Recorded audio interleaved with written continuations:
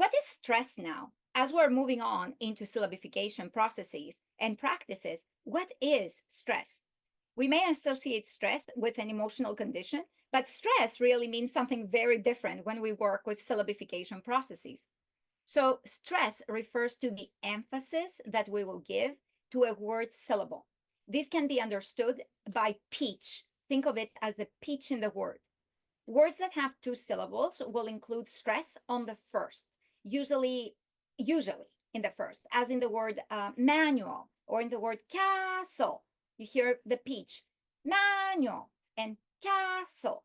However, stress depends on the type of the word. For example, in most cases, nouns and adverbs will have stress on the first syllable. So I will say manual. I will say yellow, counted.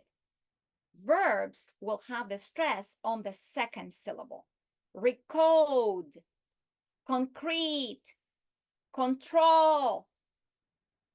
There are cases, though, there are instances where the stress will change the meaning. So by changing the stress, I will change the meaning in a word. For example, I may say record, but I will also say record.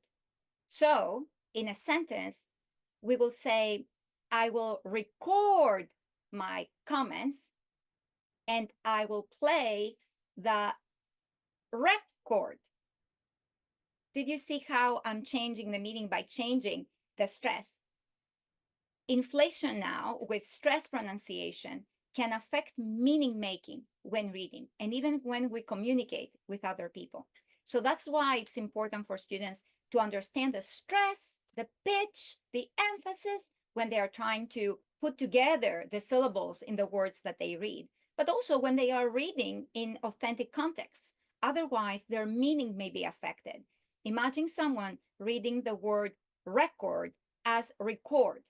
They will not be able to make meaning at all within that given sentence.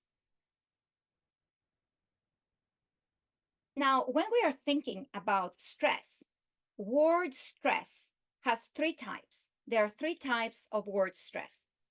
We have the ultimate, which will be on the last vowel. For example, I say the word allow. That is the emphasis. We have the penultimate, where it will be on the syllable before their last or second to the last vowel. Like I will say vision. And we have the antepenult or antepenultimate, which is the third syllable of a word counting from the end. I will say, for instance, capacity, capacity.